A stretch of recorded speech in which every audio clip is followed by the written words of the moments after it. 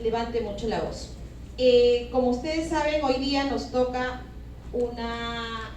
vemos un tema, digamos, en el curso de vida tal como está planteado en el curso de Salud Pública 2 y Planeamiento Estratégico. Para los que no me conocen, que son todos los otros que no son mi grupo obviamente, mi nombre es Lucía Solís Salcedo. En esta oportunidad me toca con ustedes hacer esta clase sobre la salud del adolescente.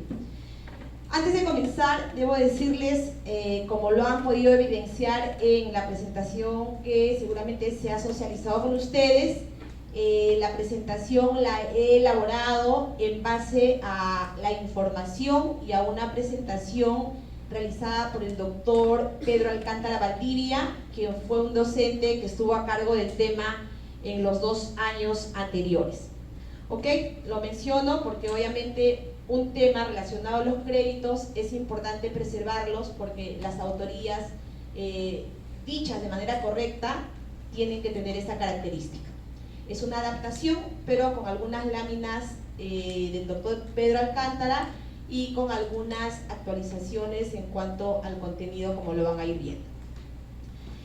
Entonces, rápidamente tenemos la tabla de contenidos, que ustedes ya la han visto, donde tenemos 5 puntos básicamente, ¿no? Los conceptos preliminares, la situación de los adolescentes con un poco de data, la norma técnica de atención integral de salud de los adolescentes, que luego en el que abordamos algunos enfoques, algunas estrategias que se establece en una norma emitida el año 2019, pero que cambia rápidamente a una directiva sanitaria para el uso o la implementación del paquete de salud o el paquete integral de salud de cuidados del adolescente en el marco de la pandemia por COVID, que es, digamos, la directiva que genera la vigencia, porque ahorita todavía estamos en pandemia, todavía no se ha dado de alta la pandemia, y eso nos obliga a usar unas normas que están en este contexto y que de alguna forma nos encaminan hacia las intervenciones que debemos tener en cuenta desde salud pública en esta nueva normalidad, ¿no? Que es lo que queremos y en lo que estamos trabajando. Luego está un punto relacionado a los desafíos y prioridades desde el Sistema de Naciones Unidas. Este es un documento importante, muy ilustrativo y que agrupa y de alguna forma articula lo que venimos haciendo en el marco de las normas del MINSA y otros documentos tanto nacionales o internacionales. Y finalmente terminamos con algunas consideraciones finales. Bien, rápidamente vamos a ver algunos conceptos preliminares. Un concepto preliminar importante que conocemos todos, que no podemos dejar de lado, es lo que nos dice One Health, donde el concepto reconoce esta interrelación que existe entre la salud humana, la salud animal y la salud ambiental. Así lo plantea. Y este es un enfoque que, si bien es cierto, es general, se aplica para todo lo que nosotros analizamos, para todo lo que evaluamos y para todo lo que vemos en salud pública. También no deja de aplicarse para lo que es la salud del adolescente. Esta salud, en lo lógico, que va más allá de la, digamos, presencia de la enfermedad, sino en un sentido holístico de la salud que ustedes ya conocen perfectamente. Otra consideración importante, también a manera de generalidad, es la que se plantea cuando hablamos de intervenciones sanitarias por etapas de vida o por curso de vida, como lo denomina el Ministerio de Salud en la actualidad. Aquí hay varios conceptos muy parecidos, pero que son importantes tenerlos en cuenta y que se va a aplicar además para varias etapas de vida, sin dejar de mirar o de pensar de que cuando hablamos de los adolescentes tiene una connotación especial por las razones que vamos a ir desarrollando durante la clase. Todas las etapas de vida tienen una característica, obviamente, por lo que conocemos en el aspecto biológico, en el aspecto emocional, en el aspecto social. Pero en este caso, a nosotros en esta clase nos toca centrarnos en una mirada desde el adolescente, con el adolescente, para el adolescente, pero sin dejar de mirar las otras etapas de vida. Por eso es que el abordaje, el enfoque con las que miramos las intervenciones sanitarias se llaman por curso de vida o por etapa de vida. Entonces, en la parte derecha para mí de la lámina, ustedes ven a una gestante, un grupo de niños y adolescentes, adultos y adultos mayores, ¿ok? Y siempre hemos escuchado decir de que las mejores intervenciones son las que se hacen cuando las hacemos desde cuando la persona está en la etapa de niño, ¿no? Porque obviamente las ventanas de oportunidad para muchas cosas se abren desde cuando uno está más pequeño, digamos, en el ciclo de vida. Sin embargo, en los últimos años esto ha ido más allá y no nos quedamos en la etapa de vida del niño, sino vamos a la etapa gestacional. Y si nos vamos un poco más a la izquierda de esa evolución de las etapas de vida, podemos también hablar de que la etapa gestacional de la adolescente, en este caso, merece una mirada especial. Entonces, si bien es cierto, las intervenciones en la niñez son importantes, mucho más importantes y trascendentales son si se hacen desde la gestación. Desde la gestación, pero sin dejar de mirar ese curso de vida, porque después de la gestación, como lo lógico lo dice, viene la etapa de la niñez, la adolescencia, la juventud, la adultez y la del adulto mayor. Y esto es importante porque también, si nosotros vemos dónde está situada la etapa de vida adolescente, la vemos casi al medio, ¿no? Entonces, eso hace que esta etapa sea una etapa especial. Una etapa especial porque viene acarreando o acumulando todas esas intervenciones, todos esos factores de riesgo, o al revés, factores positivos, si lo existiesen, de manera acumulativa. Pero este gráfico de la derecha lo que nos quiere mostrar básicamente es cómo el riesgo para las enfermedades no transmisibles, por ejemplo, son acumulativas cuando hablamos de las etapas de vida o del curso de vida. Es decir, si las intervenciones no son adecuadas desde la gestación, que está en la parte más a mi derecha, hacia el adulto mayor, que está hacia mi izquierda, cómo se van acumulando y cómo van haciendo que este riesgo, por lo menos para las enfermedades no transmisibles en el gráfico, y no es ajena a cualquier otro riesgo, va siendo acumulativa y va creciendo. Ergo, que si nosotros intervenimos de manera adecuada cuando uno está en la etapa de vida gestacional o de niño, las intervenciones o los resultados van a ser mejores. Y si al revés, nuestros factores de riesgo van incrementándose cuando no hacemos intervenciones sanitarias y las no sanitarias, como lo vamos a hacer más adelante, de manera adecuada. Bien, entonces esa es la importancia de mirar al adolescente en ese medio donde acumula lo que viene de la niñez y de la etapa de vida gestacional, y como una etapa de transferencia tiene que darse de manera adecuada para lo que va a suceder en la etapa de adulto o en la etapa del adulto mayor más adelante. Bien, entonces ese es otro concepto preliminar importante que tienen que tener en cuenta cuando miramos al adolescente. Otro tema preliminar importante que también es general y no escapa a la etapa de vida adolescente es la transición epidemiológica, entendida en el cambio de las condiciones de salud y de vida a largo plazo, a mediano a largo plazo de las personas. Cuando decimos, y eso ustedes seguramente lo han escuchado de manera bastante frecuente, todavía en nuestro país y ahora en el mundo con la aparición del COVID, no hemos logrado que las enfermedades transmisibles se remitan, se controlen. Y ya tenemos a las enfermedades no transmisibles incorporándose en nuestro día a día de manera más contundente y con mucha fuerza.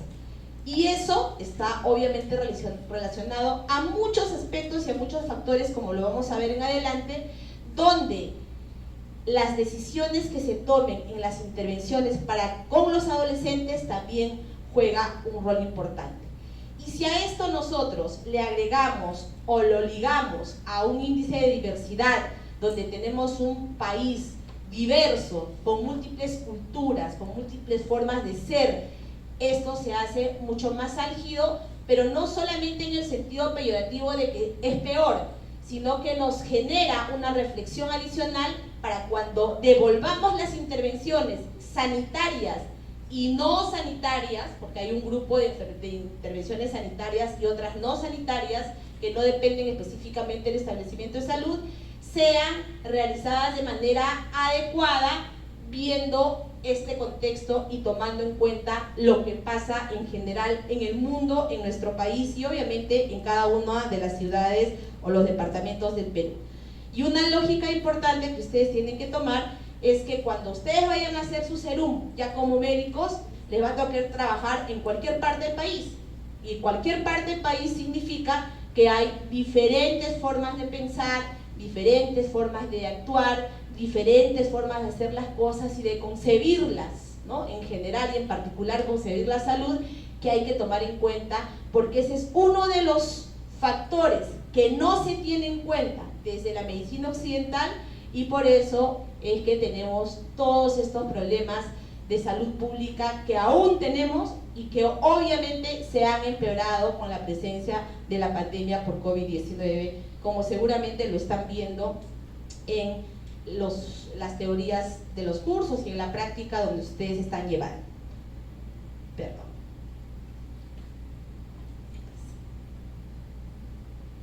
Me quiero quedar ahí un ratito y decirles algo que ya en la clase de la etapa de vida niño y seguramente en la etapa o en la clase de salud pública como introducción en general ustedes lo han visto, pero que es necesario que se lo recalque cuando abordamos la salud del adolescente, porque además este enfoque lo van a ir viendo y desarrollando en todo el curso, pero más allá del curso, que dura un semestre, este es el enfoque que hay que tener en cuenta cuando ustedes vayan a desarrollar o a trabajar como médicos asistenciales en el lugar que les toque trabajar, sea en Lima, sea en provincia, sea en un área rural, un área urbana.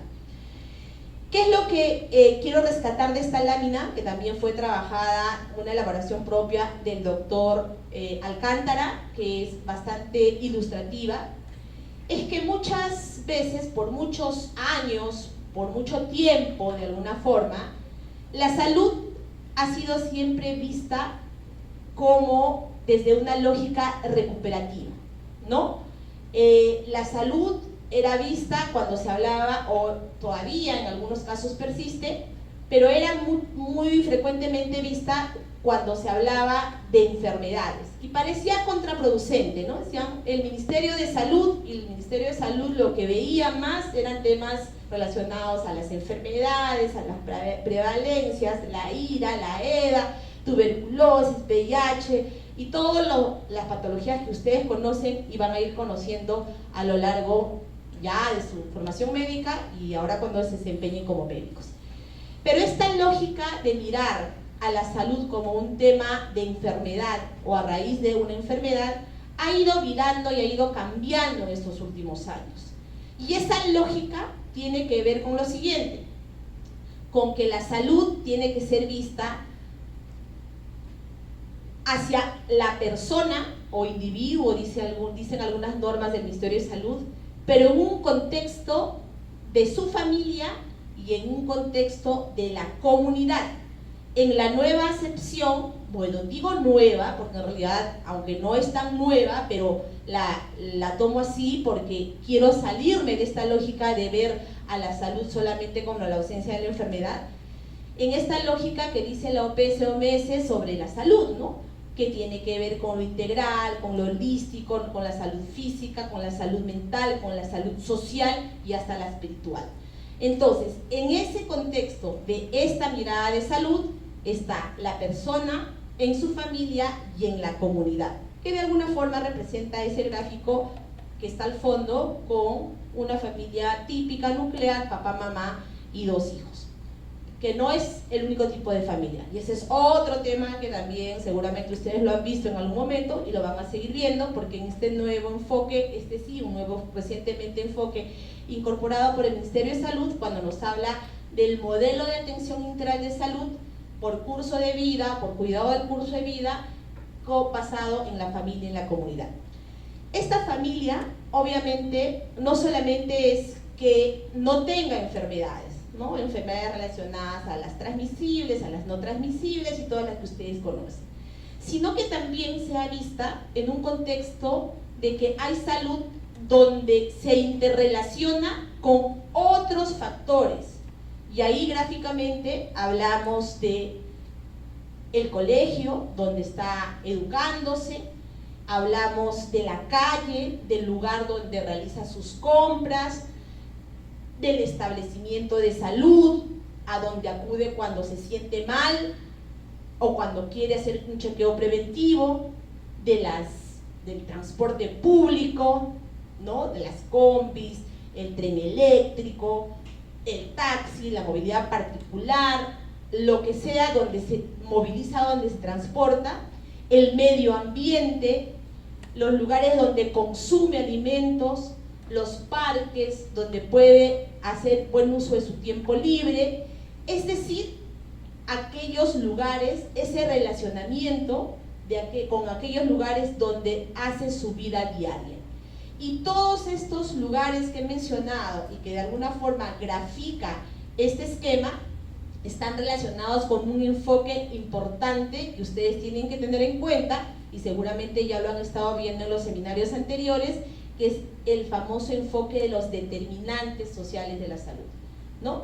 Que quiere decir que los determinantes sociales son aquellas situaciones o condiciones que pueden mejorar si son positivas o empeorar si son negativas a la salud de una persona en el contexto de su familia y su comunidad. ¿Y cuáles son esos determinantes a los que nos referimos cuando hablamos?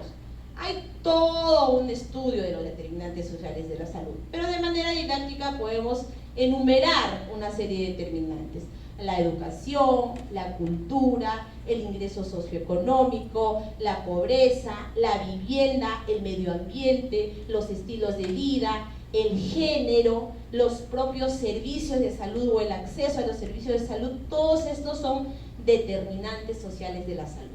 Entonces, este enfoque, que es general, en realidad se aplica también para mirar a la salud del adolescente, en este amplio sentido de la salud, que es lo que nosotros buscamos cuando hablamos de análisis desde la lógica de salud pública, y es lo que queremos que ustedes interioricen y lo aterricen para cuando vayan a su CERUM y comiencen a mirar desde su centro de salud en qué consiste intervenir con el adolescente, más allá de las normas que tiene el Ministerio de Salud, que también incorporan estos enfoques de manera un poco más teórica, pero que están ahí, y finalmente su complejidad muchas veces se da en la operatividad de eso que dice la norma, pero este es un enfoque que es importante tenerlo en cuenta.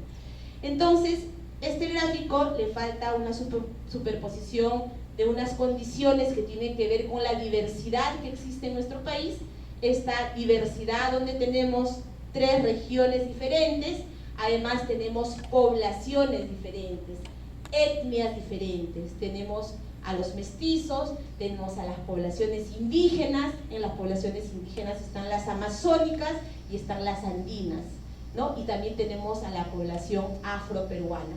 Y así podemos ir viendo a la población italo-peruana, a la asiática, etcétera, etcétera, que ya son subgrupos más pequeños, pero que hay que tenerlos en cuenta, porque eso nos dice el concepto de la diversidad, en la que hay que trabajar con igualdad de oportunidades, con la misma posibilidad de tener acceso a los diferentes servicios, no solo de salud, sino también de programas sociales, y que tiene que ser visto en su contexto. Y si ustedes están en su CERUM trabajando en alguna parte del país, este concepto es muy importante. Entonces, todo lo que se haga con el adolescente, pero también viendo el contexto cultural en que se encuentra, en estas diversas formas en las que se expresan las culturas o nuestras culturas en el Perú.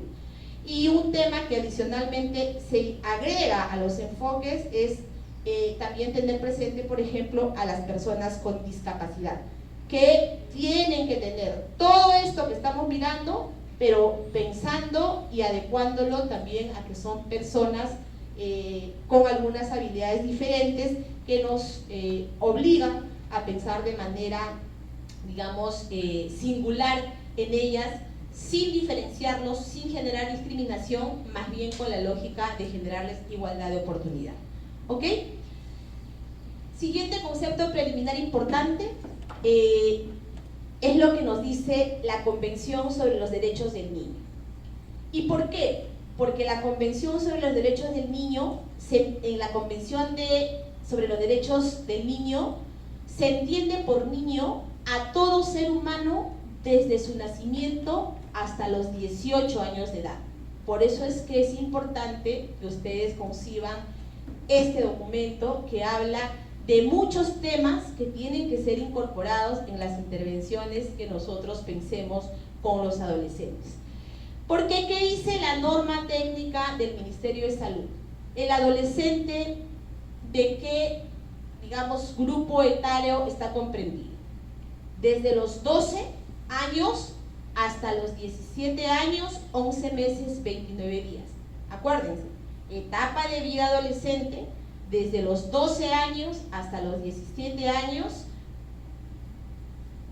11 meses, 29 días. Entonces calza perfectamente en lo que dice la Convención sobre los Derechos del Niño. En esta convención se habla de la no discriminación, de que todos los derechos deben ser aplicados a todos los niños sin excepción alguna, a cada sujeto en su jurisdicción, independientemente de la raza, del color, del sexo, del idioma, la religión, la opinión política, de otra índole, el origen nacional, étnico, social, la posición económica, los impedimentos físicos, el nacimiento o cualquier otra condición del niño. Entonces, esto que parece teórico, cuando uno lo lleva a la práctica, tiene que tenerlo en cuenta y tiene que pensar siempre con esta lógica para que los derechos del niño no sean vulnerados, en este caso de nuestros adolescentes, por lo que acabamos de mencionar.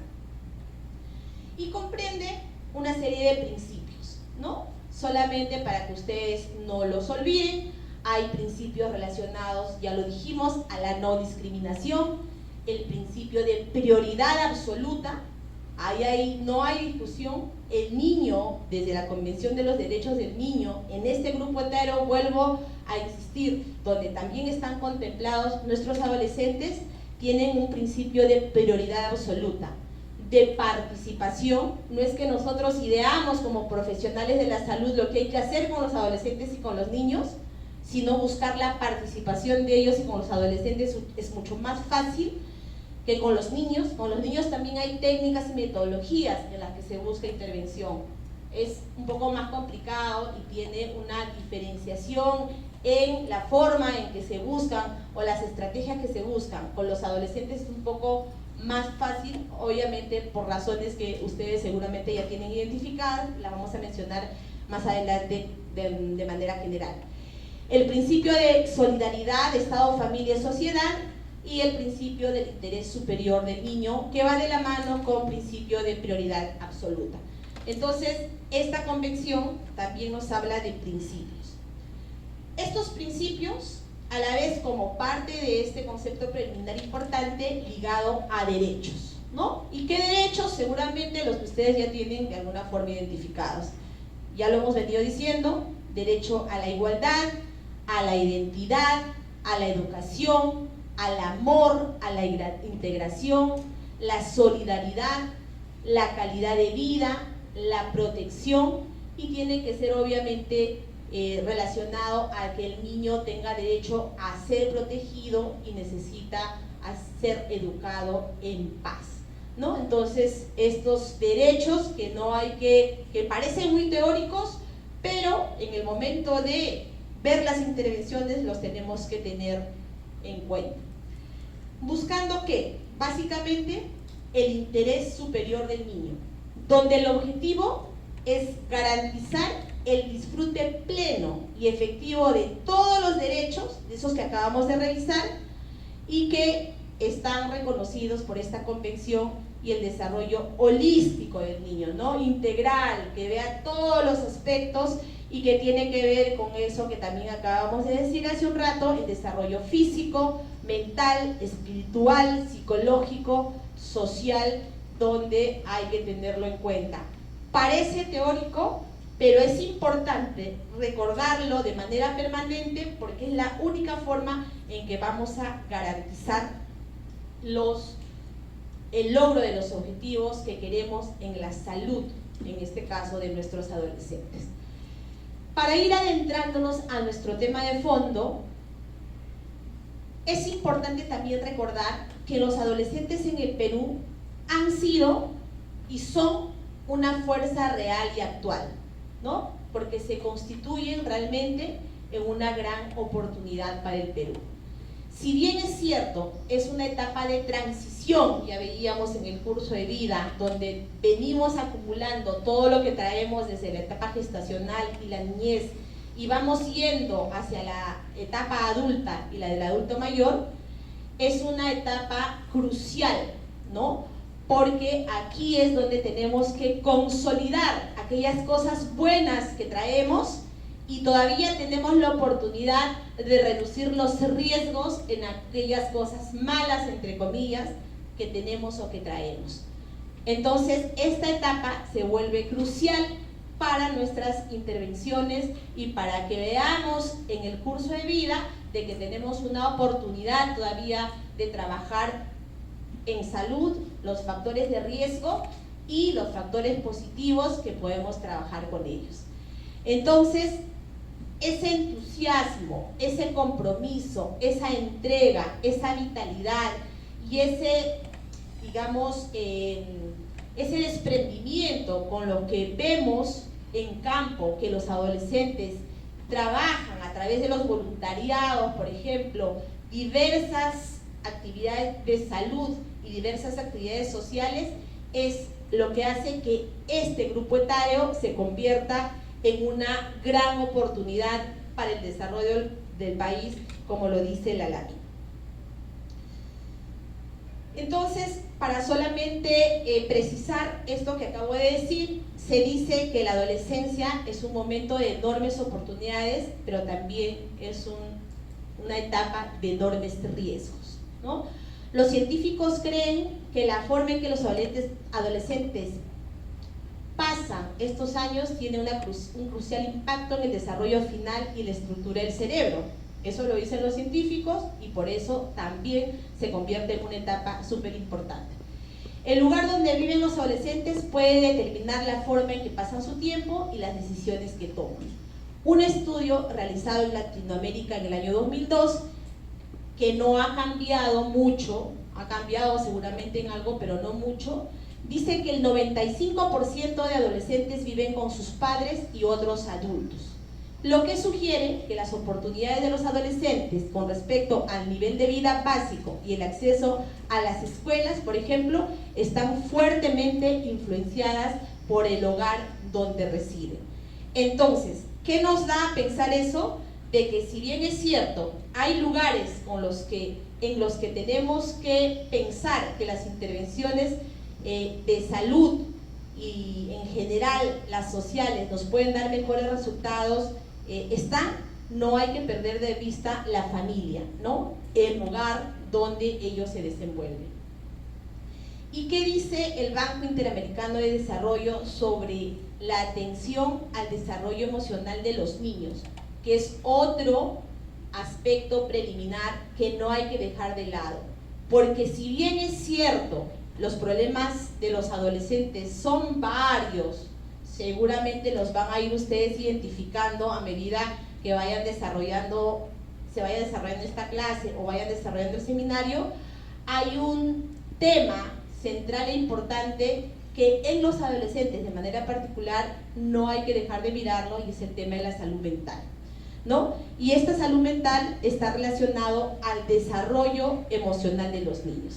Entonces el BID habla de que los primeros años de vida son fundamentales para establecer los criterios con los que tenemos que mirar el futuro, digamos, de la productividad y el bienestar de las personas.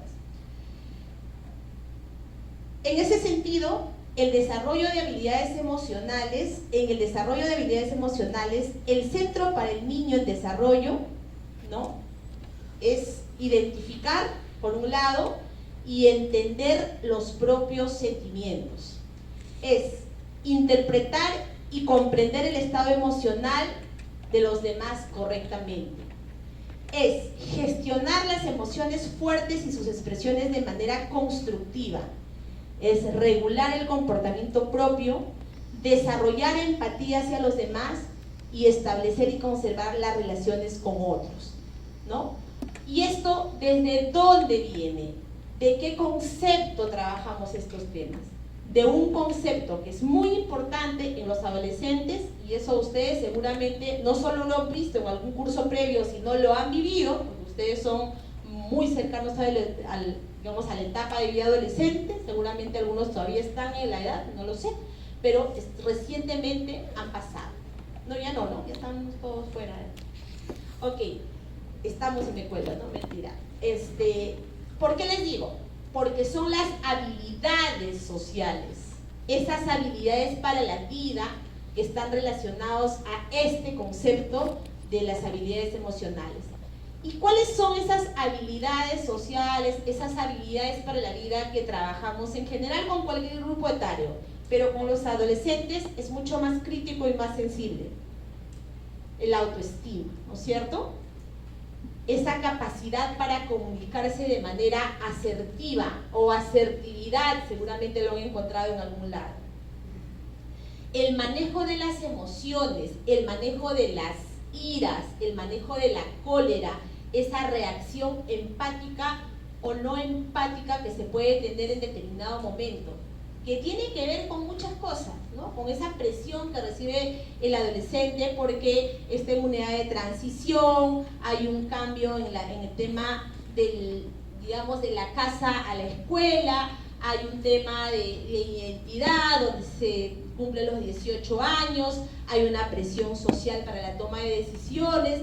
Todos esos factores que además están, digamos, condicionados de manera favorable o no tan favorable por aspectos biológicos propios también del desarrollo del adolescente o de la persona en general, que tienen que ser influenciados o que pueden ser influenciados y tienen que ser manejados de manera adecuada desde las habilidades para la vida o las habilidades sociales, ligados a un plan de vida, ligados a desarrollar de manera empática más adelante lo que se quiera desarrollar cuando ya sean jóvenes o sean adultos.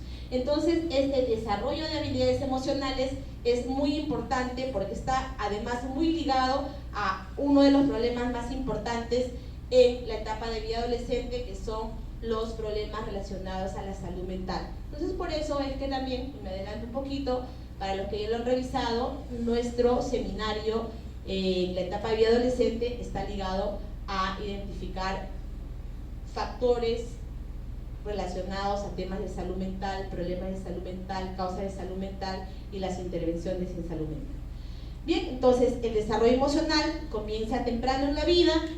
Un desarrollo emocional saludable es la base de relaciones sociales exitosas y duraderas, fundamentales para dar felicidad y sentido a la vida. Y a su vez, los adultos socialmente competentes que se relacionan bien con los demás son empáticos, cariñosos, respetuosos, son agentes de cambio para un mundo mejor. Todo esto implica este tema del desarrollo emocional, y con los adolescentes el trabajo es crucial. Bien, vamos a entrar rápidamente a nuestro segundo punto, que es la situación de salud del adolescente.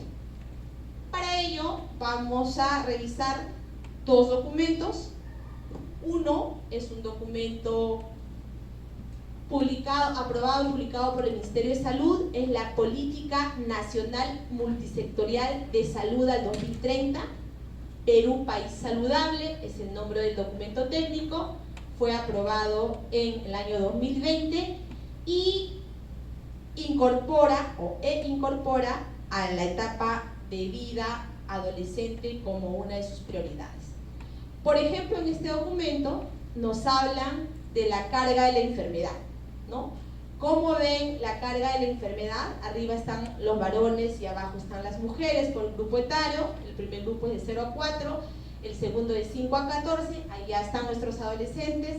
El tercero es de 15 a 44, también están parte de nuestros adolescentes, tanto para varones como para mujeres.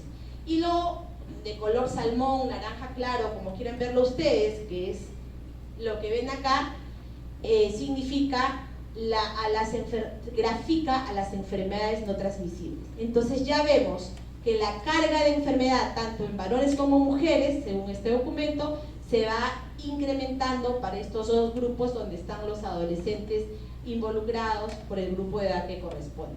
Y esta carga de enfermedad, obviamente, si bien es cierto desde hace unos 2 años, un poquito menos, no ha mejorado, al contrario, seguramente si hacemos un estudio actualizado, esto está más fuerte, sobre todo después de la pandemia. ¿Qué otro dato nos dice este documento técnico del Ministerio de Salud sobre los adolescentes? Etapa de vida de 12 a 17 años, ya lo dije, está acá resaltado con color amarillo. Primer lugar, accidentes de tránsito. Segundo lugar, accidentes que obstruyen la respiración. Tercer lugar, leucemia. Cuarto lugar, infección respiratoria aguda baja.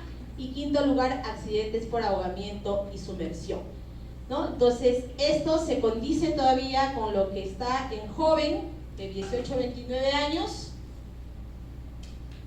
acá, y todavía se condice con lo que pasa con los adultos de 30 a 59 años, donde la primera causa sigue siendo accidentes de tránsito. Lo que ya desaparece en la parte superior, en el adulto mayor por encima de los 60 años, y es diferente a lo que pasa con los niños en la parte derecha de la pantalla, de 0 a 11 años, donde las malformaciones congénitas, deformidades y anomalías cromosómicas aparecen como la primera causa de mortalidad según etapa de vida.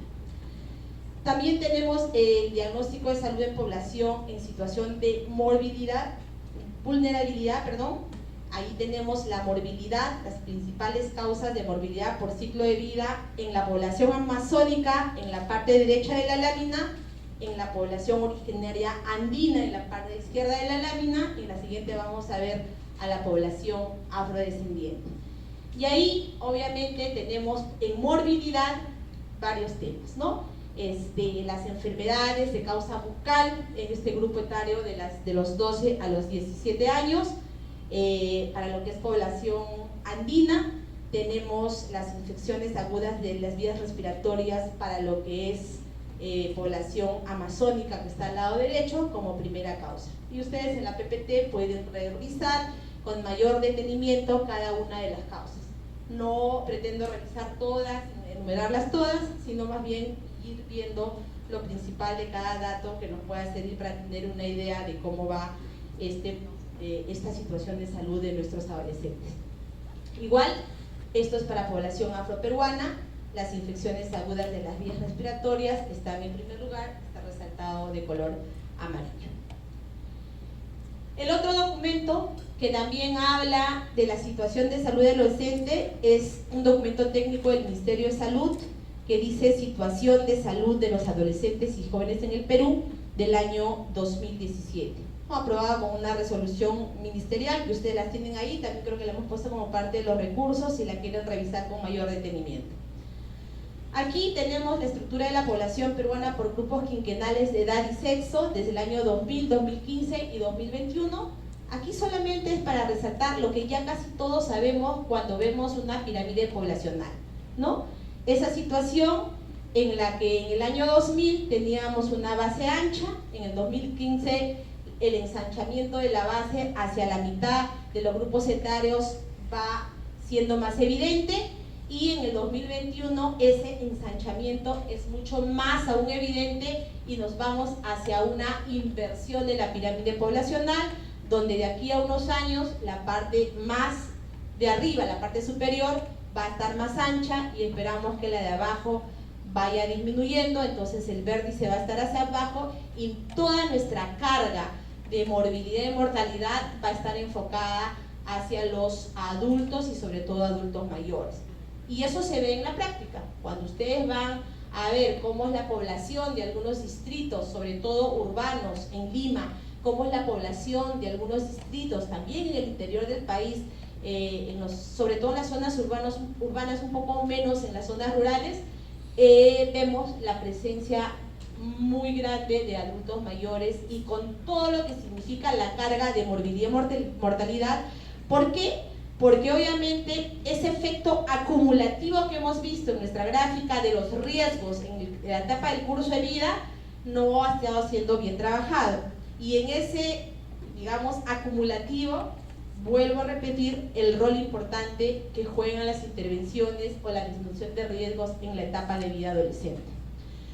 Algunas causas de mortalidad en adolescentes, varones, un comparativo entre el año 2010 y el año 2015. En el año 2010 tenemos a la neumonía, organismo no especificado en primer lugar, y en el 2015 la exposición a factores no especificados. Son documentos que ustedes lo pueden ir revisando y van a tener el detalle que no vamos a entrar en esta clase. También en mujeres, 2010-2015, y acá ya es un comparativo 2015 para las principales causas de mortalidad en adolescentes, hombres y mujeres.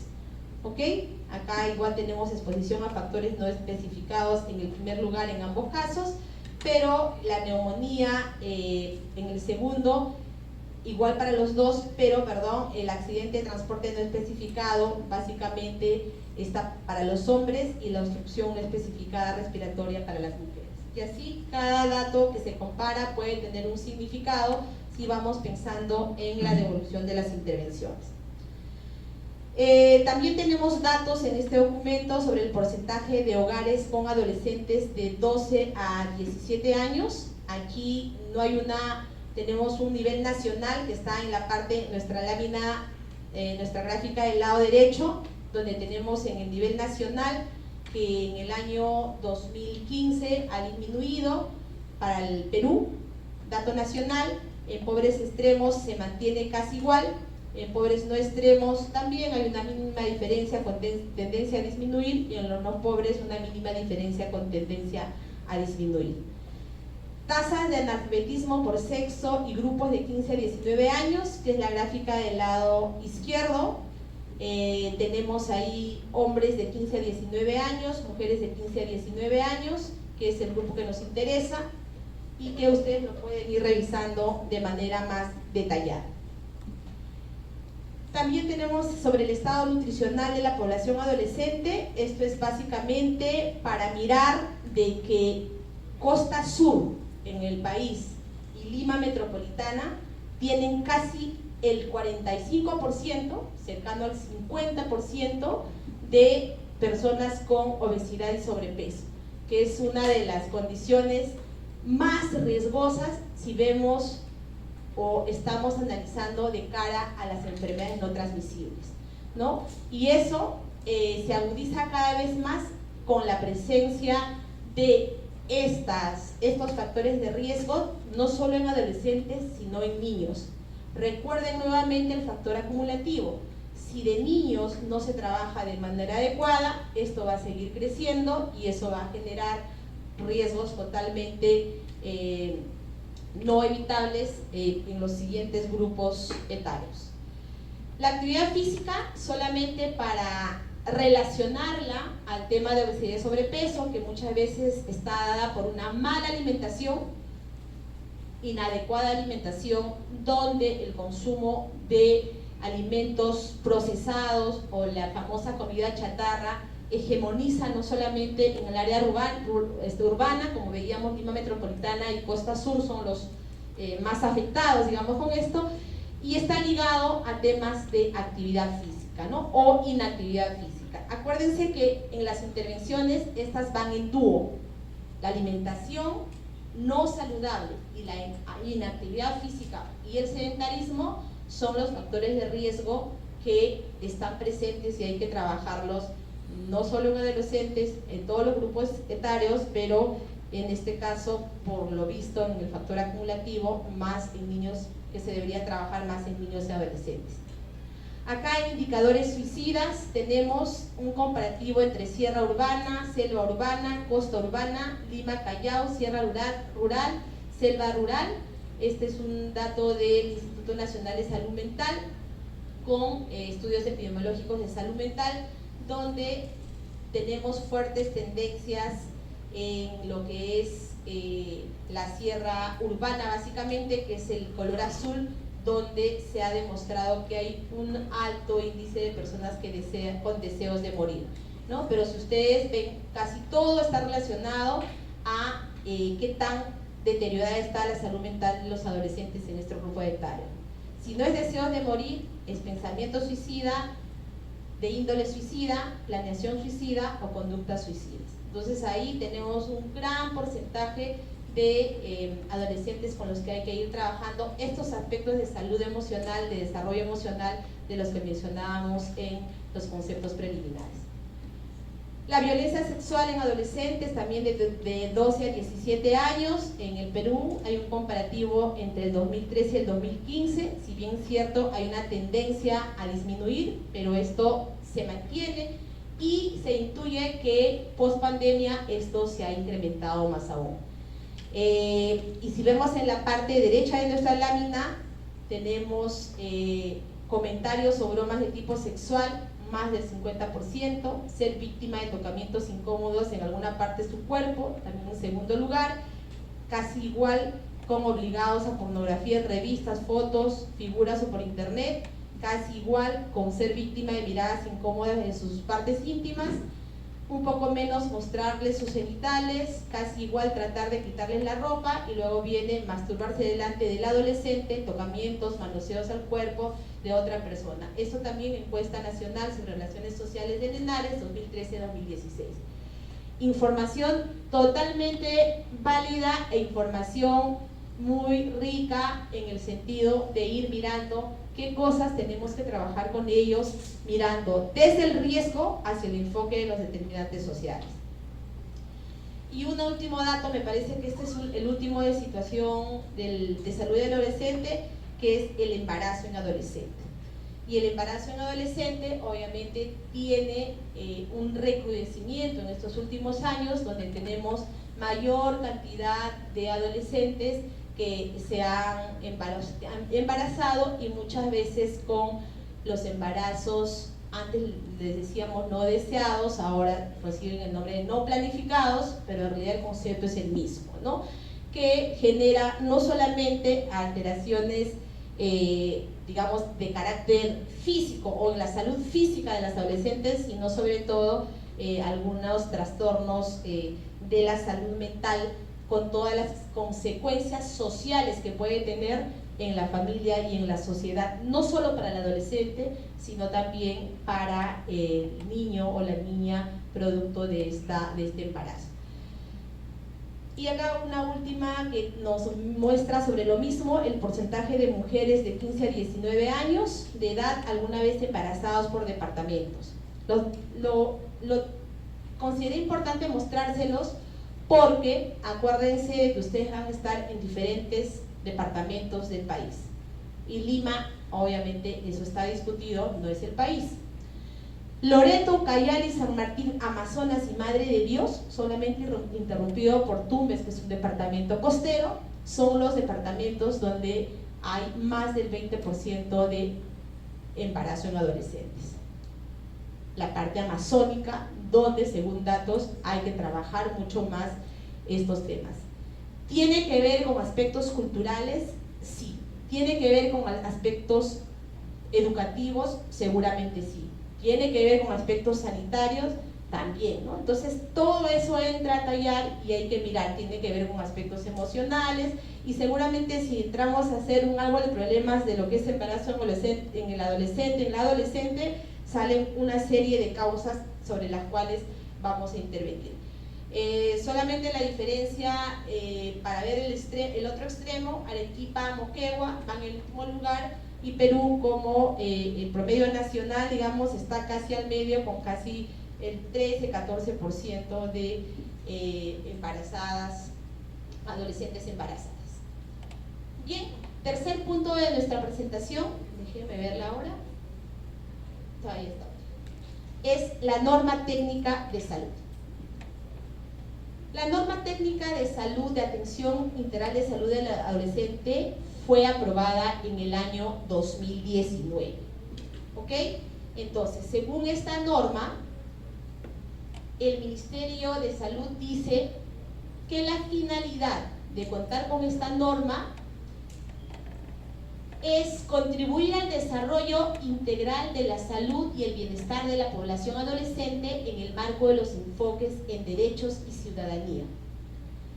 Desarrollo positivo, género, es un tema también muy importante, diversidad, como ya lo veíamos, interculturalidad, inclusión social, curso de vida y enfoque territorial.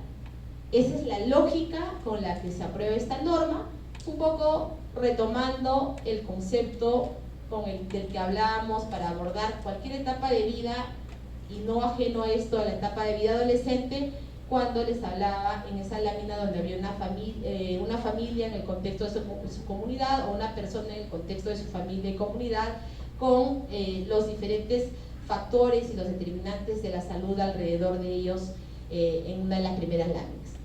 El objetivo: actualizar los criterios técnicos y administrativos de la atención integral de salud del adolescente que vive en el Perú, cuyas edades están comprendidas entre los 12 años y 17 años, 11 meses, 29 días. Recuerden, el ámbito de aplicación es todos los establecimientos de salud del Ministerio de Salud. También están las gerencias regionales de salud, las direcciones regionales de salud, las direcciones de redes integradas de salud, o las DIRIS, o las que hagan sus veces, de los gobiernos locales, y demás establecimientos de salud públicos, mixtos y privados, que brindan atención a la población adolescente. Aquí solamente hay un concepto que quiero aprovechar para transmitirles, a propósito de que me ha tocado la responsabilidad de estar con ustedes en la clase de salud del adolescente, que se los he dicho a mis alumnos del grupo, que es un concepto importante que también tendrían que tener en cuenta en el curso de salud pública en general. La salud en nuestro país está descentralizada, no está centralizada como seguramente algunos de ustedes piensan. Que en la práctica veamos que Lima es el centro de los institutos especializados, los hospitales especializados, y todo el mundo viene a Lima a tratarse porque no tienen la oportunidad de hacerlo en sus correspondientes regiones o departamentos, no significa que no esté descentralizada. Administrativamente, nuestro país en salud, nuestro sistema de salud está descentralizado. ¿Qué quiere decir esto?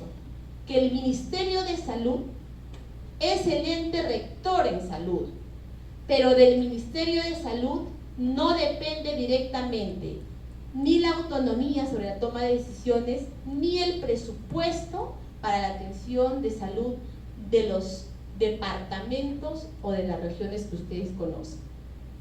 Solamente de Lima metropolitana. El resto de departamentos del país, los que ustedes conocen, Piura, Lambayeque, Ancash, Ica, Arequipa, Cusco, Ayacucho, Huancavelica, Loreto, Amazonas, Puno, Cajamarca, todos los que ustedes conocen están descentralizados. Quiere decir que la autonomía para tomar decisiones y la plata de la que disponen para cuidar la salud de sus pobladores no depende del Ministerio de Salud. Ellos, como gobierno regional, dependen directamente del Ministerio de Economía y Finanzas. El único, digamos, no es un departamento, pero el único espacio, si quieren llamarlo así, que depende directamente del Ministerio de Salud es Lima Metropolitana. En Lima Metropolitana, los 43 distritos que tienen Lima Metropolitana, es el único espacio donde las funciones de salud no están transferidas. O sea, el MINSA todavía toma la decisión sobre la salud de esta población, el MINSA todavía tiene la plata de esta población y por eso se organiza en direcciones de redes integradas de salud, esas famosas DIRIS que ustedes van a encontrar en la norma técnica o en la bibliografía. Y a propósito del ámbito de aplicación, quería aprovechar para transmitirles ese concepto. Todos los departamentos, sus gobernadores regionales, que son como sus presidentes, son los que tienen la autonomía y la plata para decidir sobre la salud. Es cierto que el Ministerio de Salud es el ente rector, sí, pero debería dedicarse a supervisar, a dar asistencia técnica y a cautelar que se cumpla la norma. Esa es su función, ese es su rol. Tiene algunas funciones compartidas, pero no es el responsable de la salud, digamos, en estos departamentos, sino cada gobierno regional, excepto Lima Metropolitana. Por eso ustedes cuando ven ahí dice establecimiento de salud del Ministerio de Salud, y ahí habla de gerencias regionales de salud, direcciones regionales de salud, o sea, jerezas y direzas son para todos los departamentos menos Lima, direcciones de redes integradas de salud, que son las de Lima, y demás establecimientos públicos, privados, mixtos, ¿no? Entonces, ese es el ámbito de referencia y ese es un concepto que tienen que tener en cuenta para todo salud pública y para cuando ustedes estén desempeñándose como médicos en sus cédulos.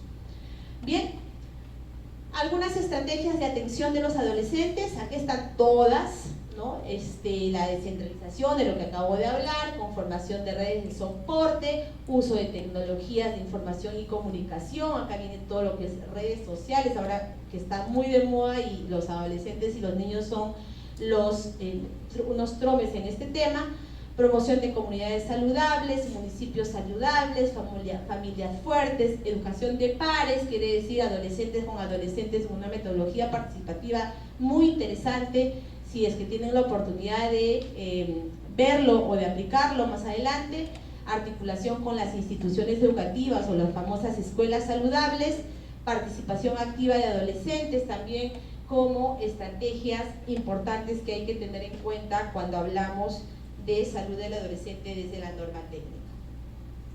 Y ahí nomás con la norma técnica del 2019, porque después ya viramos a lo que es la directiva sanitaria que establece el paquete básico para el cuidado integral de salud del adolescente en el contexto COVID. También tiene una finalidad, un objetivo, que en realidad es acotar o acuñar lo que se hace con el adolescente, pero en el contexto del COVID, de la pandemia por COVID, su aplicación al igual que la directiva anterior, y va desde la evaluación integral de las necesidades y expectativas de salud de la población adolescente en el contexto del COVID, sin dejar las diferentes áreas que son importantes trabajarlas con los adolescentes. El área de salud sexual reproductiva, salud mental, como les decía hace un rato, salud física y nutricional, ¿no? Y su priorización que da lugar a un plan anual de atención de salud individualizado. Este plan debe considerar prestaciones que son parte del paquete básico del cuidado integral de salud del adolescente durante el contexto por pandemia. Para esto, según la norma, debe haber un equipo multidisciplinario conformado básicamente por un médico, un obstetra, un enfermero, pero adicionalmente, dependiendo del nivel de establecimiento de salud, puede haber odontólogo, psicólogo, nutricionista, tecnólogo médico, de laboratorio, personal técnico u otros, ¿no? Que tienen como objetivo brindar esta salud integral. Este paquete básico para el cuidado del adolescente en contexto COVID está compuesto por prestaciones de salud esenciales o priorizadas del paquete básico de atención integral de salud para adolescentes, que lo vamos a ver rápidamente en las siguientes láminas. Aquí hay una diferencia importante que hay que notar entre lo que era el paquete pre-COVID, parte de la norma técnica, la primera de la que les hablé, y el paquete durante pandemia. En la norma técnica aprobada en 2019, antes de la que se aprobó de la directiva sanitaria, eran 3 paquetes los que se promocionaban desde el Ministerio de Salud: el paquete básico, el paquete completo y el paquete especializado. Con esta directiva, en contexto por pandemia COVID, hay un único paquete con prestaciones esenciales y que incorpora las intervenciones que van a ayudarnos a mejorar los riesgos o controlar diferentes problemas de salud del adolescente en las líneas ya mencionadas, ¿no? Básicamente alimentación, nutrición, salud sexual reproductiva, salud mental. Lo que no quiere decir que hayan otras, hay otras intervenciones también, pero principalmente estas. Y rápidamente aquí tenemos los paquetes, la conformación de los paquetes. Cuando es no presencial es la identificación y o detección de la violencia, para eso no necesitas tener a la persona delante tuyo. Detección de trastornos mentales y del comportamiento, las consejerías, ya lo decíamos, en salud sexual reproductiva, sexualidad, prevención del embarazo e infecciones de transmisión sexual, salud mental y o nutrición de acuerdo a la necesidad, y la consejería para el cuidado integral del adolescente frente al COVID. Y las presenciales, obviamente las que necesitan pues que la persona esté ahí, ¿no? La vacunación, la suplementación con hierro en el tema de anemia, los métodos anticonceptivos, el test del embarazo, el kit de atención para casos de violencia sexual en caso de que el adolescente haya manifestado haber sido víctima de abuso sexual. Y cuando se hace una intervención a través de un equipo móvil, casi todas las que se han evidenciado en el paquete anterior, ¿no? Vacunación, suplementación con hierro, tamizaje, test de descarte, igual provisión de kit de atención de casos de violencia sexual. En resumen, esas son las intervenciones orientadas al cuidado integral. Desafíos y prioridades del sistema desde el sistema de Naciones Unidas.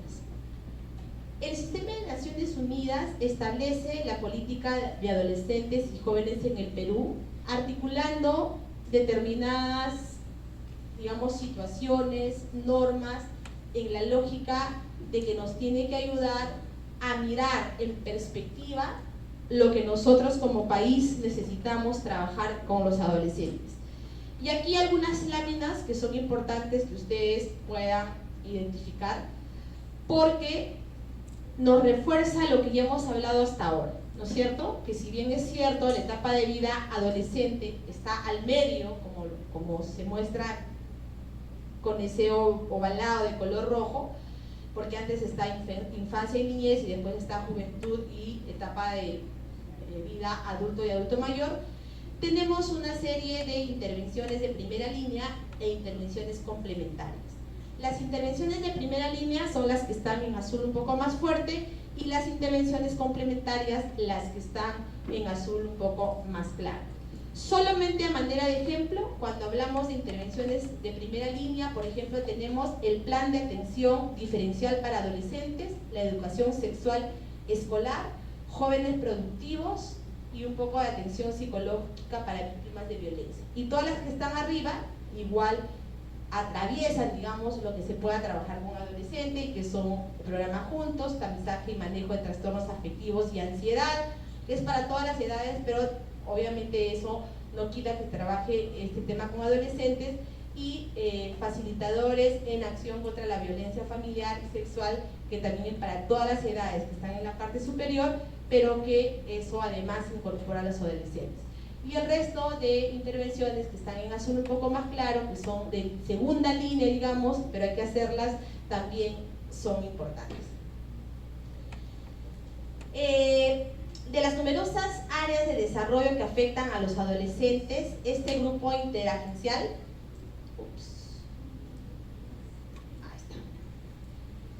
ha priorizado 5 áreas, ¿no? Educación, empleo, protección, salud mental y salud sexual reproductiva. Y por cada área ha priorizado también un tema. Y como ustedes ven, es el área priorizada y el tema se relacionan fácilmente. En educación, ¿qué es lo que ha priorizado? La no culminación escolar en edad normativa. En empleo, los jóvenes que no estudian ni trabajan. Ahora se les dice también los NINI, ¿no? Ni estudian ni trabajan. Protección, en protección el tema de violencia, en salud mental el tema de suicidio, y en salud sexual reproductiva el tema de embarazo en adolescente, como ya lo vimos en algunas láminas previas. Entonces, ¿qué dice Naciones Unidas? No vamos a entrar al detalle de cada uno de estas áreas priorizadas. Solamente a manera de ejemplo voy a mencionar algunas. En no culminación escolar en edad normativa, que está en el área de educación, por ejemplo, ¿qué desafío es el que identifica Naciones Unidas? Identifica, el punto 3, que hay deficiencias de calidad en la educación inicial, primaria y secundaria, especialmente en la zona rural. Y para ese desafío hace una propuesta y dice que se deben trabajar sistemas de educación continua y supervisión de docentes en esos niveles. ¿Y cuáles son las acciones que hay que trabajar de acuerdo a lo recomendado por Naciones Unidas? Desarrollar sistemas de educación continua para docentes y fortalecer la verificación de la currícula y la suspensión de docentes para asegurar la calidad educativa.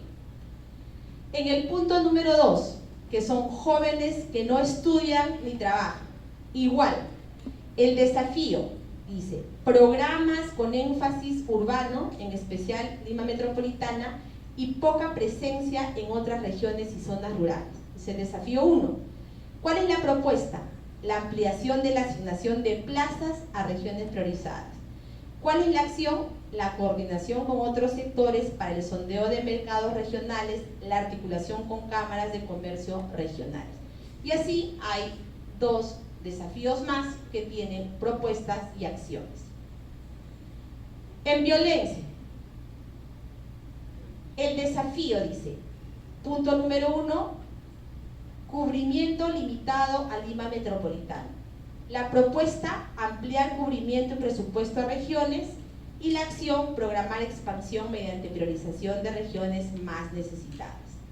Y ese es un tema en que en violencia todos son importantes. Como les vuelvo a repetir, no vamos a revisar todos, ustedes lo pueden leer en su presentación para que tengan una idea más completa, para cuando podamos desarrollar el seminario les sirva de referencia para ir pensando en la lluvia de ideas que tienen que hacer cuando aborden el caso, y lo que les va a servir también para la aplicación de digamos, las intervenciones o su criterio de priorización de salud pública cuando ya están ejerciendo como médicos en alguna parte del país.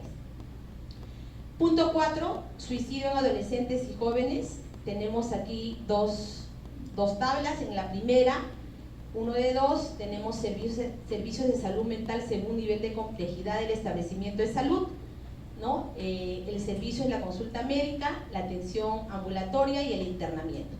Aquí solamente una precisión para que también lo tengan como concepto concreto entre lo que se sabe de la teoría y lo que ustedes tienen que aplicar en la práctica. Los establecimientos de salud, el Ministerio los categoriza en 3 niveles. El primer nivel de atención, el segundo nivel de atención y el tercer nivel de atención. Pero cada nivel a su vez tiene categorías. Y el que nos interesa en salud pública, nos interesan todos los niveles, porque hay que trabajar en la lógica de redes integradas, que es un concepto que también lo vamos a desarrollar en el curso. Pero en principio, en salud pública nos interesa el primer nivel de atención. Y en el primer nivel de atención existen 4 categorías. Por eso es que ustedes van a encontrar en las normas, en alguna bibliografía, en los casos, etcétera, nivel 1.1, 1.2, 1.3 y 1.4. Y a veces le dicen I1 porque viene con el número en números romanos, y 2, y 3, y 4, pero en realidad es 1.1, 1.2, 1.3, 1.4. ¿Cuál es la característica práctica? Si ustedes van a revisar la norma del MINSA, encuentran una serie de características, todas muy importantes, y cuando estén ejerciendo las tienen que saber. Pero en principio podemos comenzar de lo básico que tiene las diferencias básicas entre categorías del primer nivel de atención, que es lo que más nos interesa. Vuelvo a repetir, nos interesan todas, porque hay que trabajar en la lógica de redes integradas. Pero para el análisis en salud pública, digamos, estamos más relacionados al primer nivel de atención. No vayan a decir, la doctora Solís dijo que solo es el primer nivel de atención. No, es el que nos interesa más, es el con el que hay que estar más relacionados. El 1-1 o I1, algunos le llaman I1, por eso lo digo, pero es 1-1, se caracteriza por ser un establecimiento de salud sin médico. Si no hay médico, es un 1-1. El 1-2 se caracteriza por tener médico, pero no tiene laboratorio. El 1-3 se caracteriza por tener médico y tener laboratorio, pero no tiene internamiento. Y el 1-4 se caracteriza por tener médico, por tener laboratorio y por tener internamiento. Y en este 1-4, generalmente en el país, son los que, donde se atienden los partos, por ejemplo, ¿no? Y además de esas características que son las básicas que les van a ayudar a ustedes a diferenciar estos niveles, van a encontrar una serie de características relacionadas a las especialidades y otros aspectos más que son importantes también, pero esto que acabo de decirles son como lo básico que hay que tener en cuenta cuando hablamos de categorización de los establecimientos de salud. Y entonces aprovecho esta lámina donde se habla de suicidio en adolescentes, donde nos hablan del tipo de servicio que hay en cada uno de los niveles, la atención ambulatoria y el internamiento, que tiene que ver con los 3 niveles, porque el segundo nivel ya están los hospitales, y el tercer nivel, que también tiene categorías, y en el tercer nivel están los institutos especializados, ¿no? Tipo el materno perinatal, el Instituto Noguchi, el Instituto de Enfermedades Neoplásicas, Neurológicas, el Instituto de Oftalmología, el INO, todos esos están en el nivel 3, ¿ok? Y en la segunda lámina de suicidio en adolescentes y jóvenes, en el 2.2, tenemos igual desafíos, propuestas y acciones, solamente para que tengan una idea. Por ejemplo, se habla de programación, que es el punto 2, de recursos en base a registros históricos que limita la programación y posterior abastecimiento de recursos para la salud mental.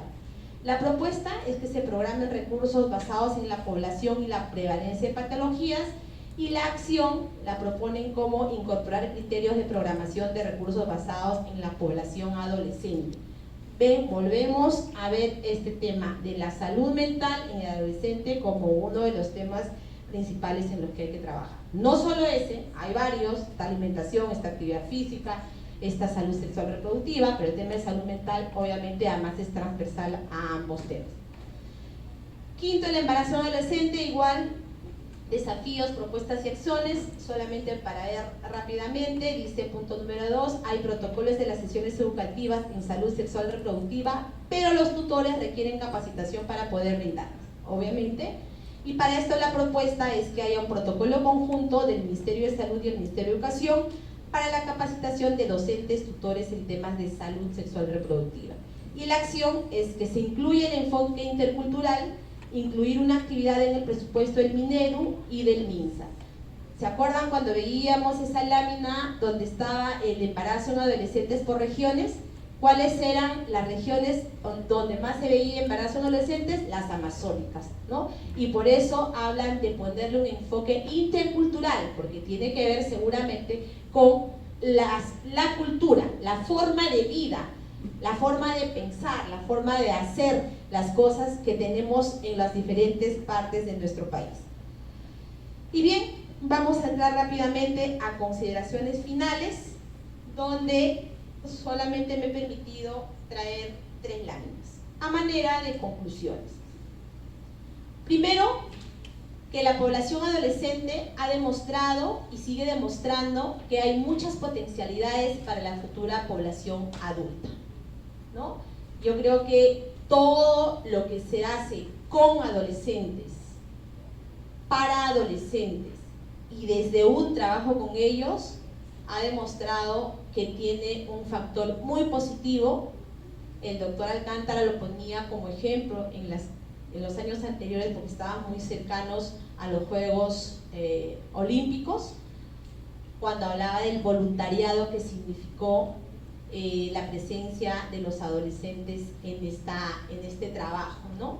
Entonces, yo creo que este primer punto se puede repetir y aplicar para todo lo que se trabaje con adolescentes. También es importante la continuidad en las intervenciones en las etapas del curso de vida, considerando lo crucial que es esta etapa de vida adolescente. Recuerden, etapa de oportunidades, miles, varias, bonitas, positivas, importantes, pero también etapa de desafíos, porque si no son bien vistos, bien integrados, bien abordados, esa misma oportunidad se puede convertir en un riesgo. Mejor es mirar la existencia de un riesgo como una oportunidad. Y eso, desde el desarrollo emocional, si hablamos de las habilidades para la vida que hay que trabajar con los adolescentes, obviamente siempre va a ser una oportunidad. Y esta oportunidad, obviamente pensando en que las futuras etapas de vida, que son adulto y adulto mayor, sean también beneficiadas. Luego tenemos la exclusión. Con relación a la exclusión, nadie es excluido por lo que es, sino por el trato que recibe de los demás. Es algo que siempre usamos, es un tema que no hay que dejar de lado cuando trabajamos con adolescentes, y este es un tema que se trabaja también con un enfoque y que tiene que estar presente de manera firme y constante. Con relación al cambio, la familia saludable y feliz con pleno uso de sus derechos y deberes, donde el adolescente es fundamental. Y ya lo dijimos, esto en la lógica de que hay un análisis o un entorno de salud pública que hay que tomar en cuenta, que Juan Kell lo dice, ¿no? Que el relacionamiento entre la salud de la persona, de la salud animal y la salud del medio ambiente determina lo que pasa en general con el humano y obviamente lo que pasa con este grupo etario de adolescentes. Recalcar una vez más, antes de terminar, que esta etapa de vida tiene, si bien es cierto, tiene factores de riesgo acumulativos, también vuelve a tener factores que puedan proteger de manera acumulativa. Y si lo trabajamos desde esa lógica, vamos a entender y ver que lo que hagamos en la etapa de vida gestacional va a repercutir de manera positiva en los niños, lo que se haga con estos niños de manera positiva en los adolescentes, y así sucesivamente lo que se haga con los adolescentes en los adultos y finalmente con los adultos mayores. Y lo que vamos a tener es adultos mayores cada vez más sanos, con menos riesgos y obviamente con un envejecimiento saludable, que es a lo que apostamos, porque recuerden aquí nuestra pirámide poblacional y de alguna forma decimos nos preparamos para nuestro futuro, porque de acá en algunos años, algunos de nosotros más cercanos, ustedes más lejanos, tenemos que trabajar que lleguemos a esta etapa de vida, obviamente con los factores de riesgo menores o mejor trabajados. Y finalmente, si queremos ir a una sociedad más sana con este mismo concepto, desarrollar temas con adolescentes donde la comunicación, el trabajo en equipo, un liderazgo adecuadamente llevado, nos ayuda a mirar un Perú más competitivo. Y este Perú, este país más competitivo, obviamente se va a traducir en lo que nosotros queremos en el desarrollo de nuestro país.